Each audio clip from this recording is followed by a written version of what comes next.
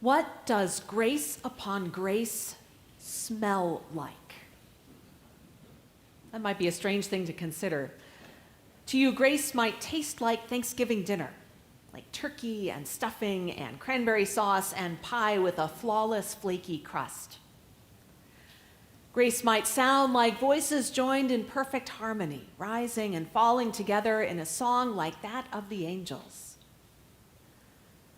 But what does an overflow of God's goodness and love and mercy, undeserved and freely given, smell like? Whatever grace might smell like, Martha and Mary of Bethany have smelled its opposite, the stink of death. Not long ago, their beloved brother Lazarus died. Jesus was too far away to save him. Martha and Mary wrapped Lazarus in a winding sheet and sealed his body in a tomb behind a large stone. When Jesus finally did come to Bethany and asked for the stone to be moved, Martha had to point out, he's been dead for 4 days. There is a stench. Jesus had to smell it in order to raise Lazarus from the dead. They all got a nose full of that reek before a trembling, ashen Lazarus walked out of his grave, alive again. Once you have smelled the stink of death, it never leaves you. It's a heavy, sweetish, rotting odor that overpowers everything and fills up a room, even a house if it's been long enough. You can smell other things to clear the fumes from your nose. Coffee grounds will do the trick. But ever after, you remember what death smells like. Jesus knows that stench is waiting for him. Tomorrow, Jesus will go from Bethany, cross over the Mount of Olives, and enter Jerusalem in time for Passover. A few days after that, he will die on a cross. Jesus' body will be wrapped in a winding sheet and sealed in a tomb behind a large stone. The stink of death will come for him, just as it did for Lazarus.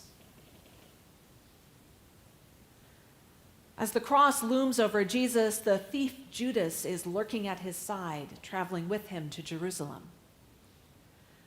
Judas's concern for the poor sounds praiseworthy. We should care about the poor. And Jesus' response, "You will always have the poor with you," that sounds callous and heartless. Except that it's a criticism. Jesus means you will always have the poor with you because human nature is selfish. You won't share the riches you have. You won't challenge the systems that keep people stuck in poverty. Jesus has come to offer a different way. He is the good shepherd. He has come that the sheep may have life and have it abundantly. Abide in Jesus, trust in him, be in relationship with him, and abundant life is yours, here and now. The thief comes only to steal and kill and destroy. Judas will try to destroy Jesus by betraying him to the Roman and Jewish authorities. Get close to Judas and you might catch a whiff of death lingering on his clothes, in his hair. Judas could have chosen to abide in Jesus, could have chosen life. He prefers death, and he's preparing to drag as many people with him as he can. But here, in these few days between death and death, there is dinner. Not the Last Supper, perhaps the penultimate supper, a quiet meal with friends Jesus loves, who love him and abide in him. The 3 siblings have taken special care with this dinner. Mere words are not enough to thank Jesus for Lazarus' life, so they've created space for Jesus in their home to show him the space he holds in their hearts.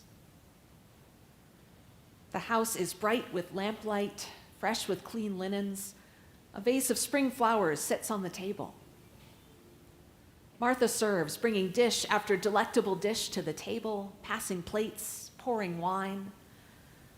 Lazarus, pale and weak and still regaining strength after being dead for 4 days, sits near Jesus, drawing energy from Jesus' robust presence. Mary has a special gift for Jesus. She's bought a pound of perfume of pure nard, a full quart of oil imported 3,000 miles from India. She's been saving up for this. It cost nearly a year's wages for a laborer.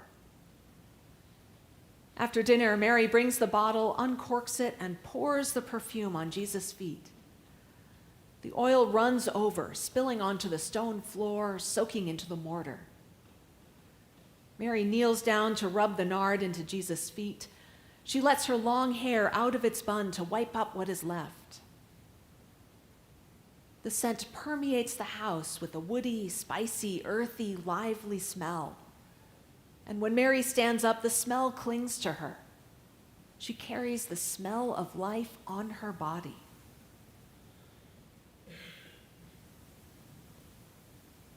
Why does she do this? Judas isn't wrong. It is wasteful. A year's wages could have fed a lot of people. But Mary's lavishly wasteful gift shows that she understands what and who Jesus really is. Because Jesus is life, abundant life. And from Jesus' fullness, we have all received grace upon grace.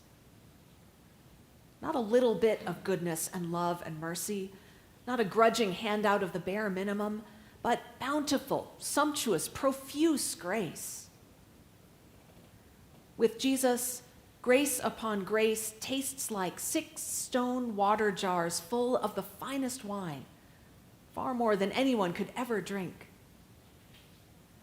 Grace upon grace sounds like the excited chatter of 5,000 people who've all eaten their fill from just 5 loaves of bread and 2 fish. And grace upon grace smells like the woody, spicy, earthy scent of perfume filling a house, crowding out the stink of death with the aroma of life.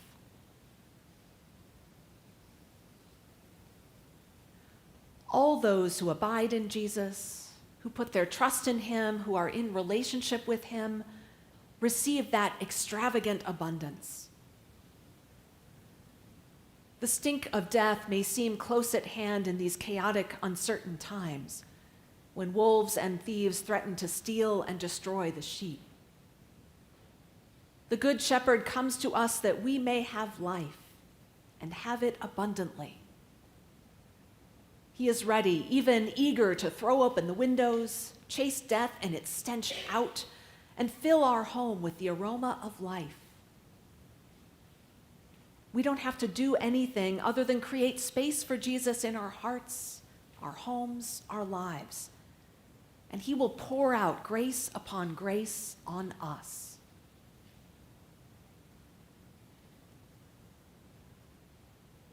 What does grace upon grace smell like?